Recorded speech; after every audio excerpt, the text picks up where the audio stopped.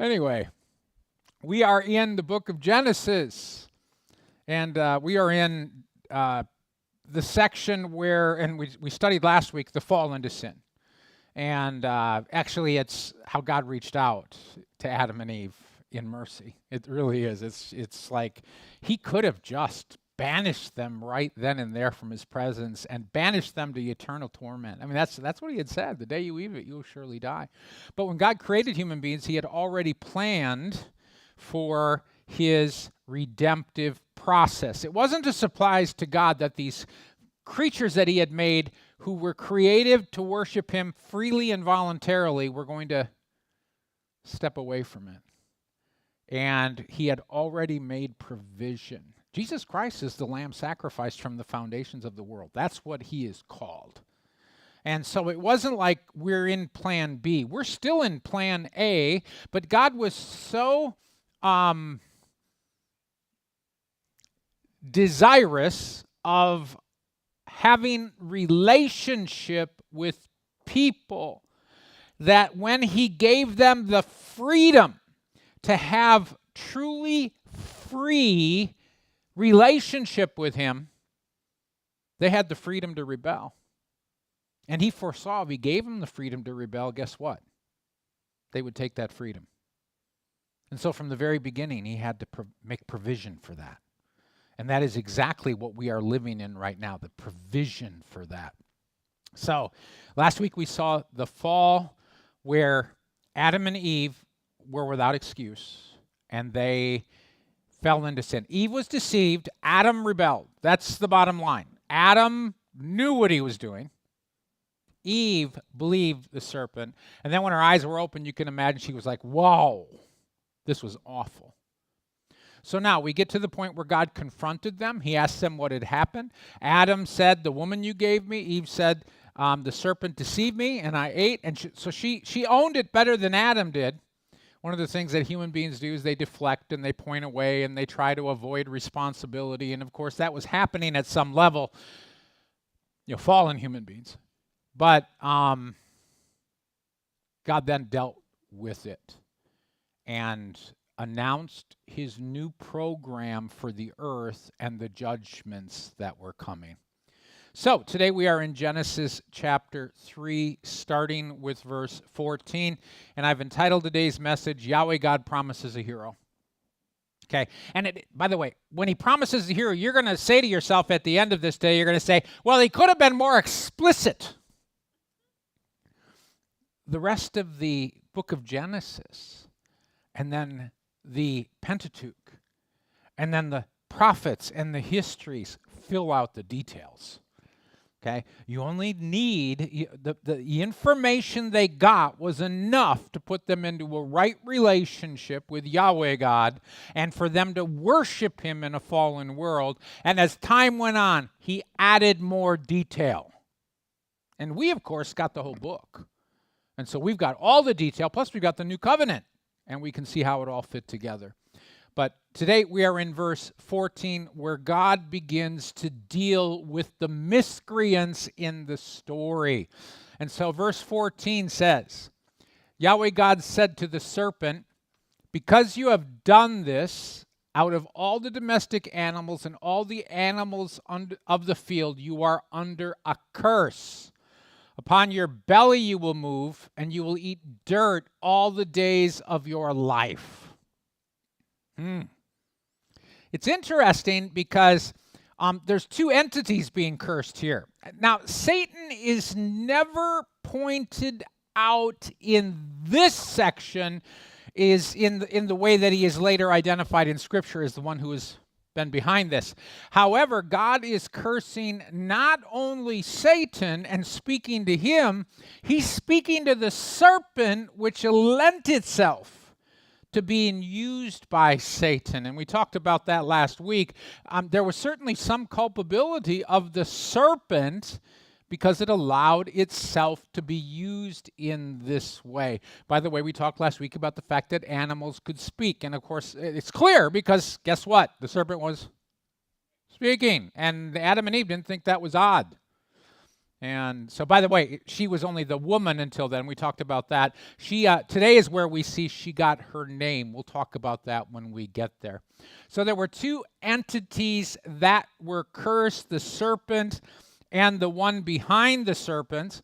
By the way, that cursing is one of the reasons that serpents, snakes, human beings have a special revulsion for them. Not everyone, but often people are especially bothered by snakes. And it's a part of the enmity which God is announcing, the hostility, the things that he is putting between the woman and her seed and those who come after her. So anyway, serpents bear a special antagonism.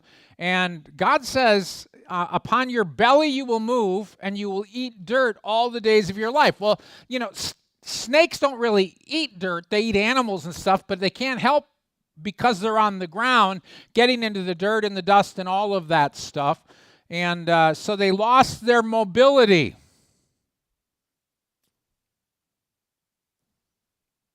Legs or wings? He was in a tree. Okay? Now, just to have real fun, there isn't an ancient culture that does not have a false deity that is a snake with wings. I wonder why that is. Okay? I mean, even the Aztecs, the Mesoamericans, the Egyptians, the Greeks knew about it, the Arabians. I mean, there's China, there was some. I mean, winged snakes are worldwide in ancient mythology. Why do you think that is? Oh, I don't like this winged snake. Get out of here. Okay.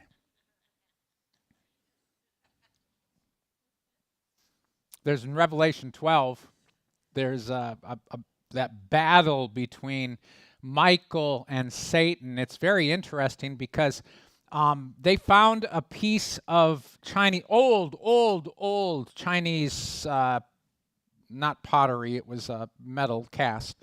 And it was a dragon with wings. This is one of the first dragons they have found in history, this going back that far. And I wonder what that looks like. It looks like a snake to me with wings. That's what that image is. And then in Revelation 12, 7-9, it says, "Now a battle began in heaven. Michael and his angels fought against the dragon.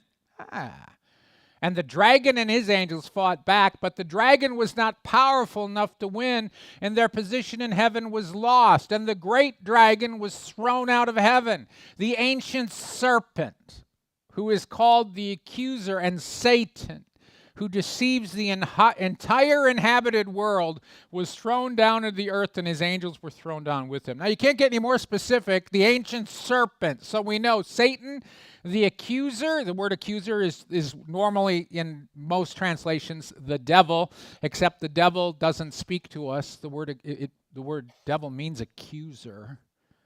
And whenever we are using our mouths to accuse other people, we're being devils. So it's better to name him the way he is rather than to name him, the way Flip Wilson, the devil made me do it. The word devil's become a byline. So we have to do stuff to change it back to its real. It's the accuser. He accuses us, and when we use our mouths to accuse each other before God, we are under his spell. That's the way it is. But anyways, you look at this particular scripture, you got the dragon. And the Chinese image of a dragon, which I have shown right there, shows that he's a winged snake. You ever think about the fact that dragons are called worms and old snakes, and they are the ones in mythology that had wings? And where did that all come from? I wonder. Could have lost legs and wings. Very definitely. And so we kind of, got the animal changed, but all animals changed because they lost their speech, They lost their ability to interact with human beings in that way. They didn't get the fear of human beings till after the flood, because that's when God gave the human beings the right to eat animals. And as a result, animals needed to have a fear of human beings so that they would actually be able to survive, and it was a part of the curse too, that you have to work to eat. You have to work hard to eat. And if the animals were just standing around going, do, do, do, here I am, it would be not a part of the curse. So anyway, very interesting start to this particular section. The Lord first curses the animal as he curses the one who is behind it. And Satan, the curse on Satan himself, there are some people who believe that because the human beings are made from the dirt, that means that demons feed on the flesh of human beings, the sins and everything. One of the reasons is they so tempt them is because of the fact it feeds them as they are, ingesting the evil. That's a bit speculative, but it's interesting. So, okay, verse 15. I will put hostility between you and the woman, and between your seed and her seed. He will attack your headship, and you will attack his heel. Okay, it's a little different translation than what you normally have seen, but I think it's the right one, or I wouldn't have translated it that way. He's announcing hostility. The first thing he says is between Eve and the serpent. At the fall, Eve and the serpent joined sides. The way that it was, two sides. Here's the dividing line. Here's humanity and Satan. And here's God and his angelic realm. And what God did right here is he put a division between Satan and the woman and her offspring. So now there were 3 teams on the field, not just 2. And it was God and his team, Satan and his team, and humanity and the team that goes with humanity. And as the seed continues, you find out that the humanity's team is those who are of the same faith, who really are connected to God. And then there will be seed of the serpent who go after that side of the spectrum. So it's Eve and the serpent are on the same side, but God says, not anymore. I'm putting hostility between you. And part of that hostility is the fact that we often, as a result, still have a natural revulsion to snakes. How many of you want to go out hunting pythons in the Everglades? Those slithery little things. Okay, they are huge. Okay, and then he says, I'm going to put hostility between Eve's seed and the serpent's seed. This lets us know that Eve at this point has had a restoration of her relationship with the Lord. Remember, in the day that you eat of it, you will surely die. She died spiritually. She was going to die physically, and she could have died eternally. That's the 3 deaths that are possible. And God put her back on his side. Okay? God made Eve into one of his right here. And so Eve's seed were going to be the believing seed. And the serpent's seed, well, that would be the unbelieving seed. There's a parable about this in the New Testament. It's the parable, the guy in Matthew 13, he goes out and he sows seed, and as it starts to sprout, they see there's weeds and there's wheat. The serpent's seed are the weeds. Eve's seed are the wheat. And the Lord and the master in the parable says, hey, or the servants, should we pull out the weeds? And remember, the master had said, an enemy sowed this in my field. Well, the field is humanity. It's the world. And so the weeds have been sown. The serpent sows his seeds. Those are the weeds. And so the angels come along and say, hey, the servants, should we pull them out? And he said, no, because immature wheat looks like weeds. And so if you try to pull out everybody that looks like a weed, you're going to pull out a bunch of wheat. Because some of the wheat doesn't get saved until later in life. That's the way it is. And so you'd pull out the wheat along with the weeds, and God doesn't want to do that. He said, so you wait until you get to a time where it's obvious who are the weeds and who are the wheat, and it's going to become the harvest of both sides. There's going to be a harvest of righteousness where God's people mature into righteousness, and then there's going to be a harvest of wickedness where it's pretty obvious to see who's on what side. I think we're there, don't you? Okay. I don't think we're perfectly there yet. Because there still are a lot of the other side. There's 1 billion soul harvest coming in, which means a lot of the people that are doing and saying dumb things right now are going to come in and become wheat. But you can see the sides being drawn really clearly. Around the world, not just our culture, but around the world, this is happening right now. So God says, hey, there's going to be a division between your seed and her seed. By the way, is that true? Oh, man. How Christians have been persecuted since the dawn of Christianity. Jewish people have been persecuted since the dawn of Judaism, and since, of course, they lost their kingdom. And so when God's got seed, the world goes after it.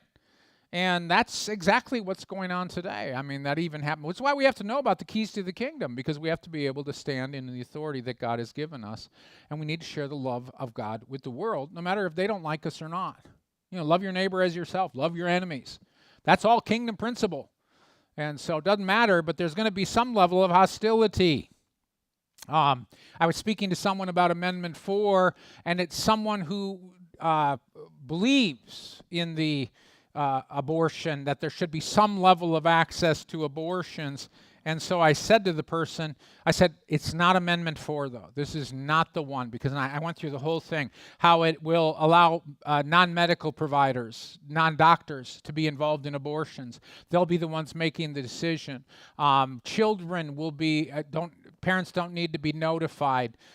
This is awful. Like I said, it doesn't even need medical doctors to do the abortions according to Amendment 4. And you can't make any laws about that. It says there shall be no laws. Okay, so if this amendment passes, it's devastating to women. It's devastating to children. It's like the wild, wild west. And the person said, that's okay. And I was like,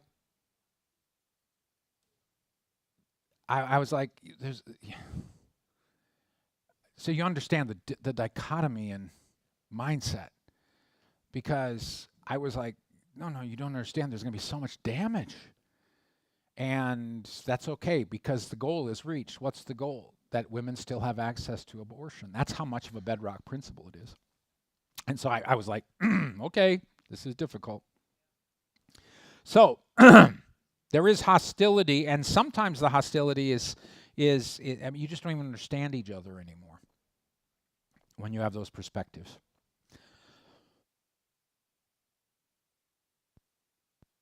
Okay, so it's Eve's seed and the serpent's seed are at hostility with each other. And then he said, there'll be another seed. Okay, there'll be a seed that comes in. And a promised seed will break the headship of the serpent. Here's one of the things we don't appreciate.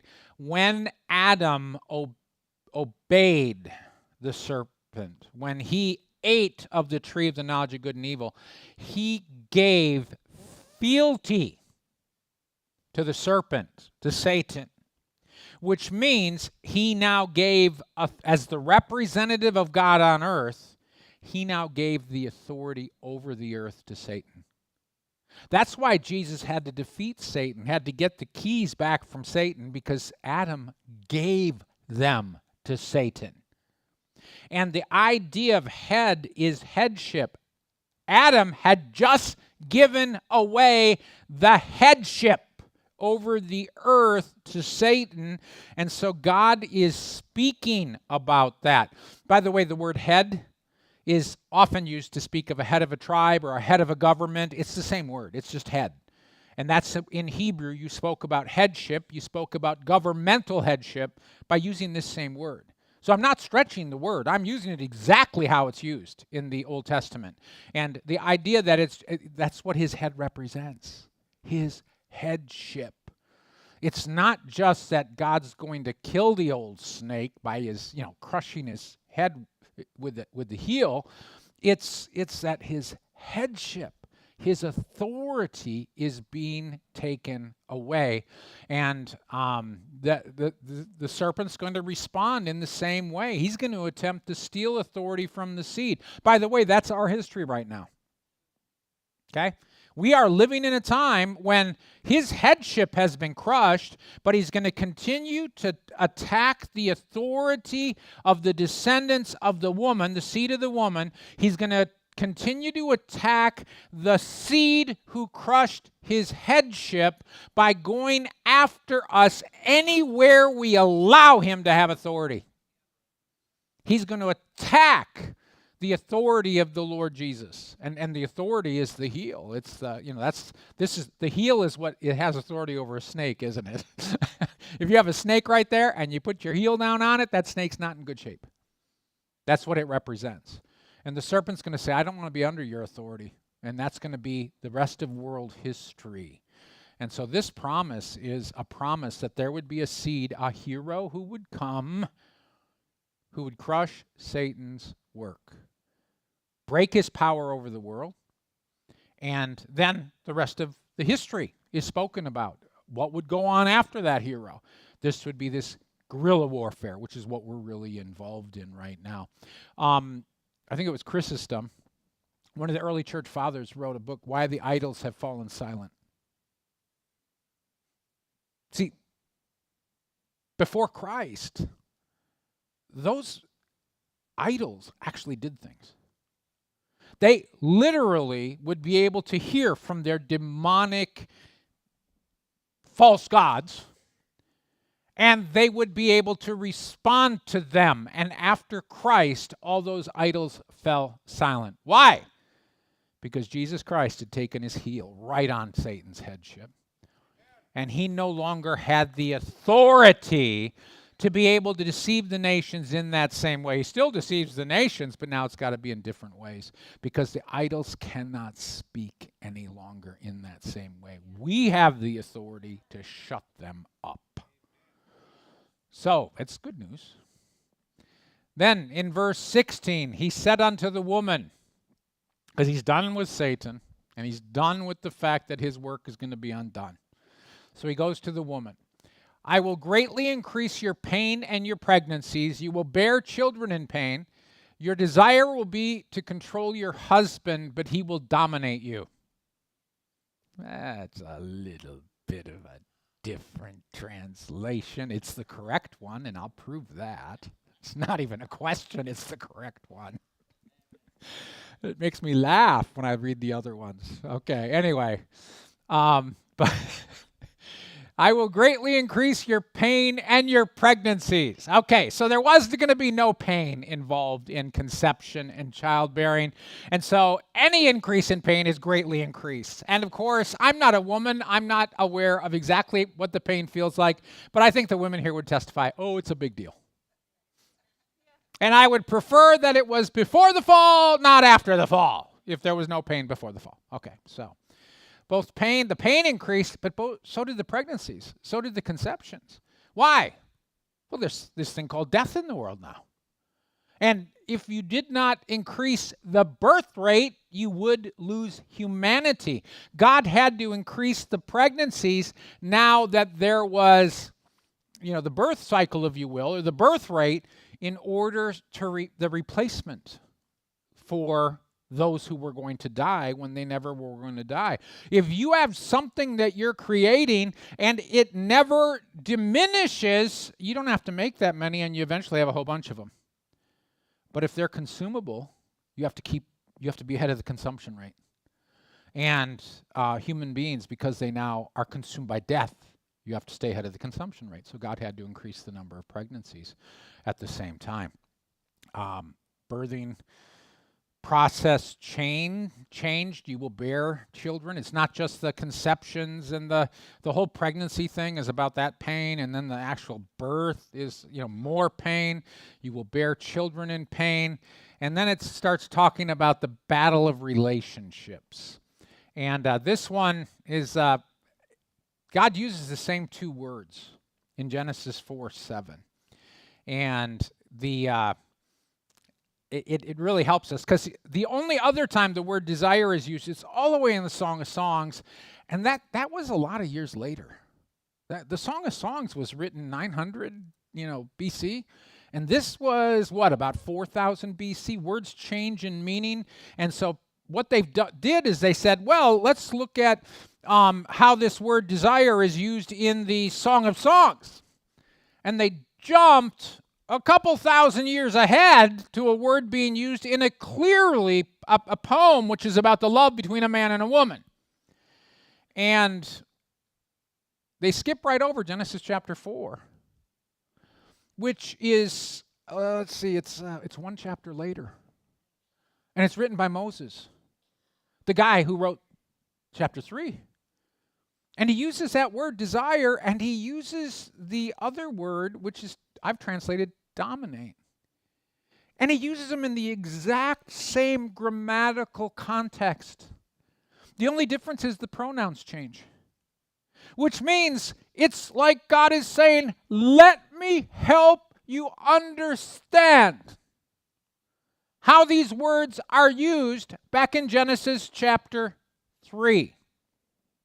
And if we read Genesis chapter 4, verse 7, it says, this is God confronting Cain.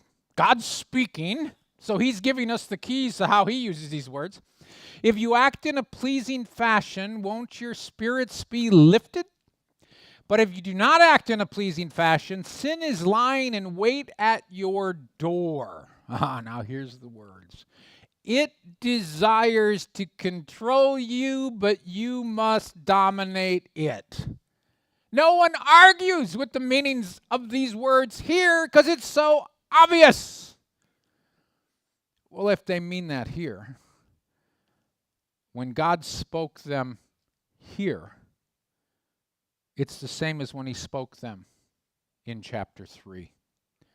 And so it's what it means. Your desire will be to control your husband, but he will dominate you. And by the way, that's kind of real life anyway in a fallen world. It just is. And so it's talking about a battle of the relationships. It means husbands and wives who did not have interrelational issues before are now going to have interrelational issues. It's going to be reversed in Christianity. Okay? In Ephesians 5:21-23, the Apostle Paul says, submit willingly to each other out of sincere respect for Christ. That's he's speaking to all Christians. Then he says, wives, submit willingly to your husbands as to the Lord, because the husband is the head of the wife, as also the Christ is the head of the church. He himself is Savior of the people belonging to his body. Okay, so wives, instead of trying to control your husband, submit to your husbands. Pretty cool. Ephesians 5:25, husbands, sacrificially love your wives, just also Christ sacrificially loved the church and gave himself on her behalf. Oh, and so husbands, rather than dominating your wives, lay down your lives for them in the same way Christ did for the church. And that's kind of the curse being reversed right there. Okay? It's like Paul is looking back to Genesis 3 and saying, you want to know how to make marriage work, Christian marriage work? You just do it differently in Christian marriage, and the world does it under the curse. And so husbands, lay down your lives for your wife, and sacrificially, and wives, submit willingly to your husband, whose job it is to lay down their lives for you sacrificially. So that is the curse being reversed. So God said to Adam, because you listened to the voice of your wife and ate from the tree about which I commanded you, saying, you shall not eat from it. The ground is under a curse because of you. You will eat of it in painful toil all the days of your life. It will grow the thorn and the thistle for you, but you will eat the plants of the field. And so that quotation mark at that after life is wrong, of course. It goes at the end. So God is addressing Adam. He says, okay, I've got the serpent covered. He was the first miscreant. I got Eve covered. She was the second. Now I'm going to go to the guy that was supposed to guard the garden and didn't get deceived. He just chose to follow his wife. And I'm going to help him understand the error of his ways. So God addresses Adam. He says, the ground is cursed. Oh, you ever try to grow a garden? You know, and it doesn't matter how small it is. Doesn't matter. It's like it's cursed. You know, we used to grow gardens all the time up in Wisconsin. We came down here and realized we'd have to use more pesticides per square inch to kill all the bugs. And then now you got iguanas eating all your stuff. Dawn wanted me to declare war on the iguanas in our yard after she realized the iguanas were eating, what was it they were eating? The sweet potatoes. Can you imagine? That whole plan that Santo had in plastic, containers and stuff to be able so that you could grow sweet potatoes, these things were sneaking in and eating them, killing them. So, the war. Anyway, the ground is cursed. That is, it is. It's got all sorts of issues, obviously. We use tons and tons and tons of pesticides. Of course, in the United States, we can use tons of pesticides that they can't use in Europe. Europe is healthier than the United States, just coincidentally. So we have to wrestle the food from the ground right now. It's not the way that it was intended. There'll be thorns and thistles. Yeah, you get thistles. What an awful thing. And the issue with thistles is they get on your clothing, and then you carry their seeds around everywhere. You spread. They make you work for them. That's awful. And then thorns, you all know about that. It's ugly, ugly stuff. So what God is saying, Adam, there's going to be a fight for provision. Even after the flood, as I said earlier, when the animals now became food for human beings because all of the good food was changed. The flood took out a lot of good stuff. The ribeye trees were totally gone.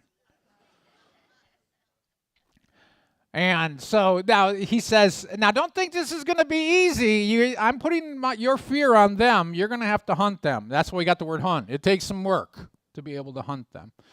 If you're going mastodon hunting, it's going to be work. Okay. So, Adam suddenly got his work cut out for him. By the sweat of your nose,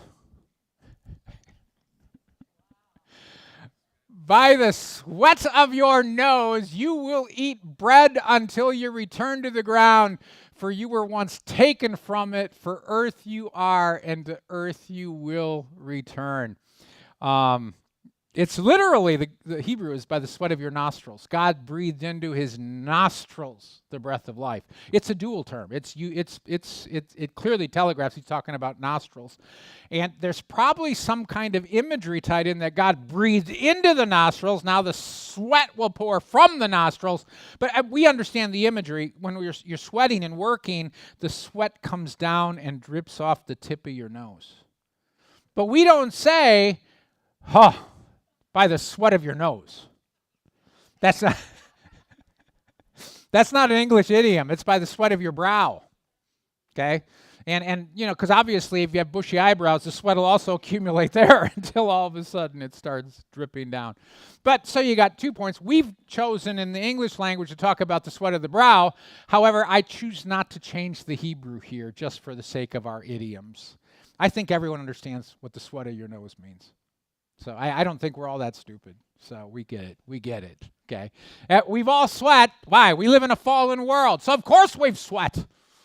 However, in fact, in South Florida, have you noticed how nice it's been the last couple of days? It's 85 degrees. What in the world is going on? I almost feel like something has changed in the atmosphere. More, Lord, more. Okay. And for those of you who are watching from afar, it's usually 93 to 95. So 85 is a real, the air conditioning on out here? That's where you go. Come out. Okay. So this is going to be a lifelong fight for provision. That's what God is saying. By the sweat of your nose, you will eat bread until you return to the ground. From the time you start working to the time you die, you're going to be working to eat. God never intended that. That wasn't the way it was supposed to be. There was none of this where you were working to eat, working so hard to get food, because the food was everywhere. In the garden, trees were everywhere. They had good food, pleasing to the eyes, the whole thing. Now they're going to have to work to eat. And God is announcing this lifelong fight for provision. And the spiritual and eternal death were no longer automatic because of his intervention, but physical death was. Okay, that's why he said, until you're taken, until you return to the ground. For you were once taken from it, and the earth you are, and earth you will return. God is saying, physical death. I'm giving you the way away from spiritual death and eternal death, but physical death is going to be your standard in life right now. You can assume. Now, by the way, when you read in Genesis and it says, and so lived so many years, and then he died, and then he died, and then he died, and then he died, and it's like, boom, boom, boom. This wasn't what God intended at all. Died. And it was most of the people lived, and they lived almost to 1,000 years, but they died in the day. With the Lord, a day is like 1,000 years, and 1,000 years is like a day. That's kind of I think that's what Peter was thinking of when he thought about the day, why he said that. With the Lord, the day is like 1,000 years, and 1,000 years is like a day. I think he thought about the 6,000 years of world history that was going to run, and then the millennium for the seventh day. But he was also thinking about the fact God said, in the day you eat of it, you will surely die. And in that 1,000-year frame, he died. Because he died. God said, that in that day, and that was a 1,000-year day that went by. So physical death was now going to be the order of the day for Adam. By the way, Adam and Eve started to age right then. The aging process is a part of death. So when you look in the mirror and you see signs that demonstrate that you ain't getting any younger, you know what you're looking at. And guess what you need to pray against? Because we live in the kingdom. We have authority. And so we stand against that. And, I've talked to you about the difficulty of that because we live in a world surrounded by death. And so that's a part of the way we think and the way we accept things. And so it really is a fight in our minds. The battle is for the minds so that we are able to live above our circumstance and not in our circumstance. So we'll continue to do that until Jesus comes again. The man gave his wife the name Eve. We've got her name. For she would become the mother of all the living. Adam named her Eve. There's a wordplay going on. It's not in our ears a very good wordplay. Eve sounds like kava, excuse me. And I can't look at a W without pronouncing the W, but it's kava. And you should do it more guttily. Kava. And it sounds similar to living, which is yeah. Okay. That's not a great sounds like in our ears. But it was enough for Adam to name her Eve. So it's close enough. Okay.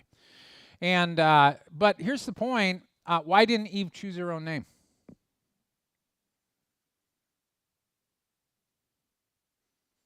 Adam was demonstrating dominance. Yeah, he named the animals. Now he was going to name his wife. He didn't say to her, by the way, what would you like to be called? He named her. That's a demonstration of dominance and authority. It's already a working out of what God had said. And so it's not like a happy moment in the thing. It's pointing out what God had said. And by the way, the Greek word in the Septuagint, which is the Greek translation by the Jewish elders 250 years before Christ, Eve's name is Zoe. Zoe, which is a common name. And life is, in the verb, it's zao. Okay, but it's Zoe, so it'd be the noun. So, but Eve did not choose her own name. Yahweh God made knee-length shirts of animal skin for Adam and his wife, and he clothed them. Ready? God got to work again.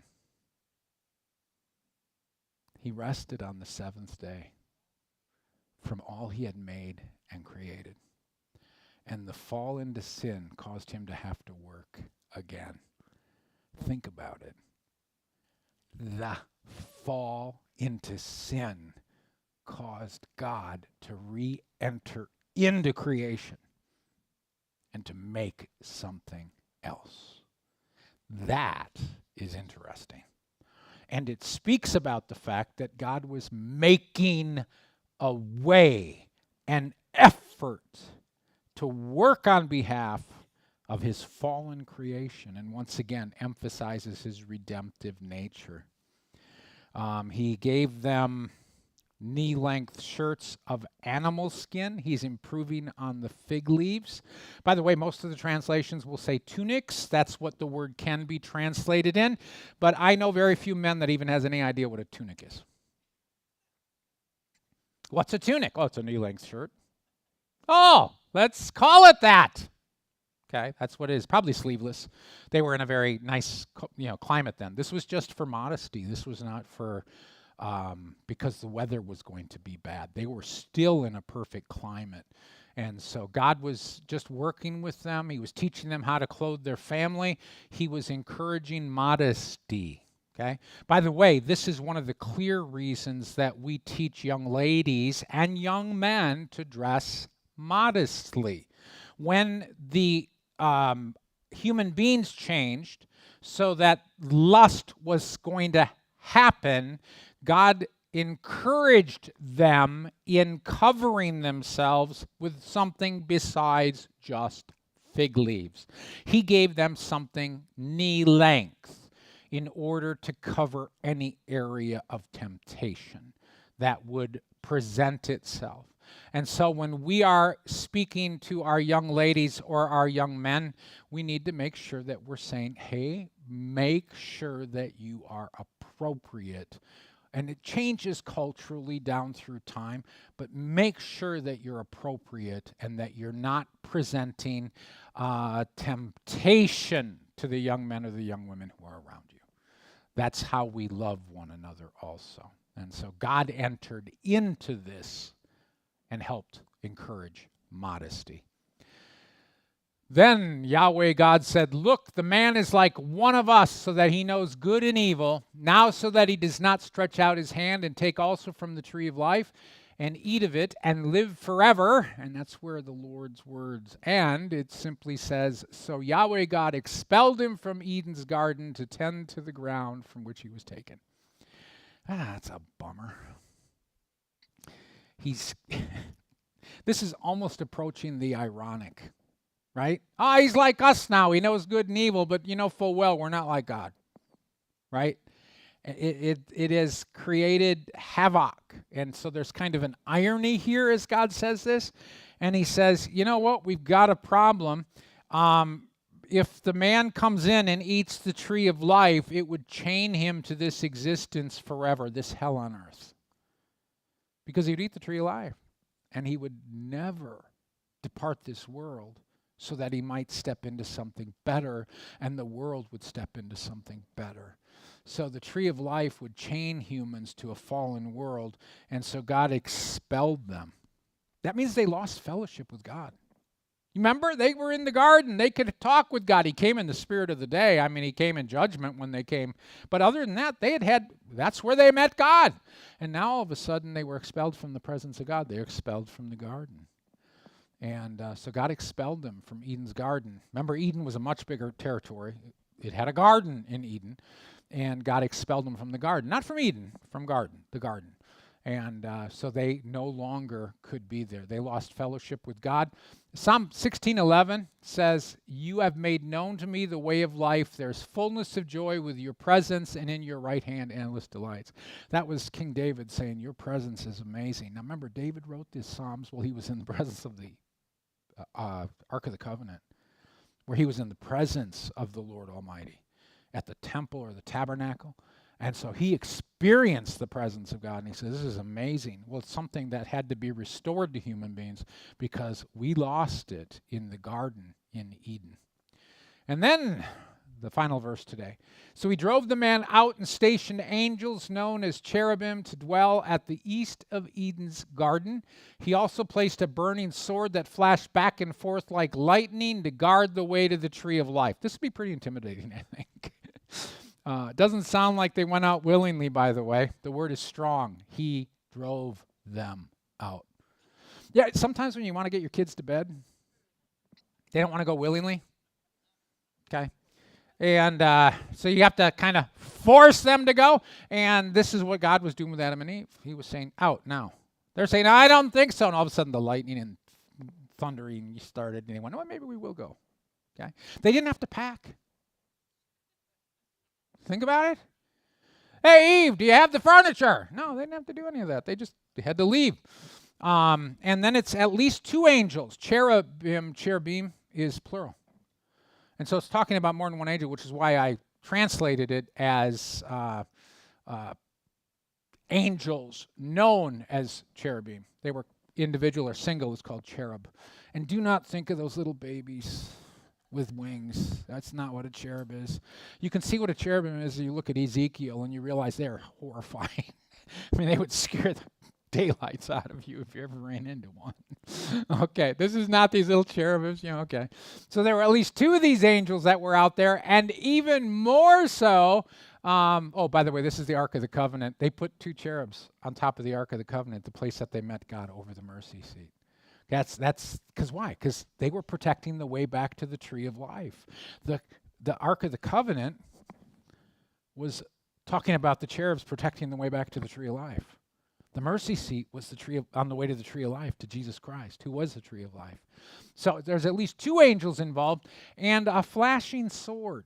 Okay, it doesn't say the angels were holding the flashing sword. It says he stationed the angels, and then he put a flashing sword that flashed like lightning. We have no idea what this looked like, but it would have been amazing. I suspect if we were standing there, it would have looked like a lightning display extraordinaire. But you know what you do when you see a lightning display extraordinaire? You take cover, because there's a lot of electricity in the air.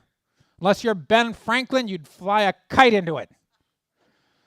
But most of us would say, yeah, I think I need to be someplace else. Okay, and that's in every human being after that who saw that. They maybe went and saw it, because you could see it all the way until the flood.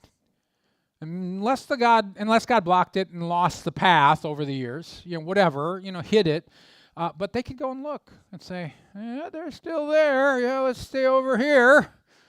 They would not rush the gate. There probably were some down through history that wouldn't have worked.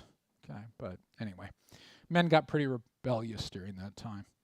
So anyway, God reached out and he gave a promise. There were some curses involved, but the main thing is the theme of the promise. And through the rest of Genesis, that promise is going to be developed and it's going to be unfolded.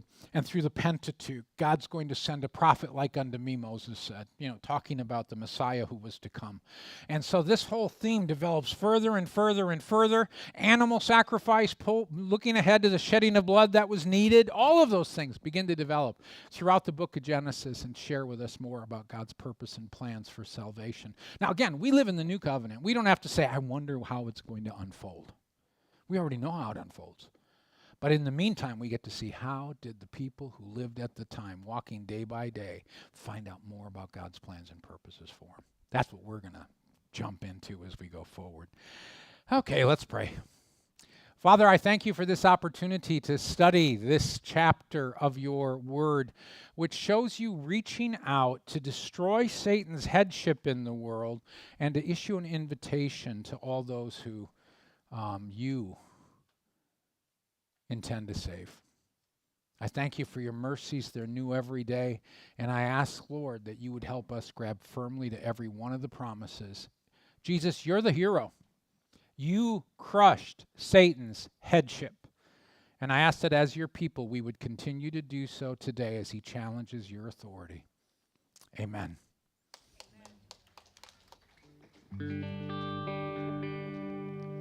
Put on the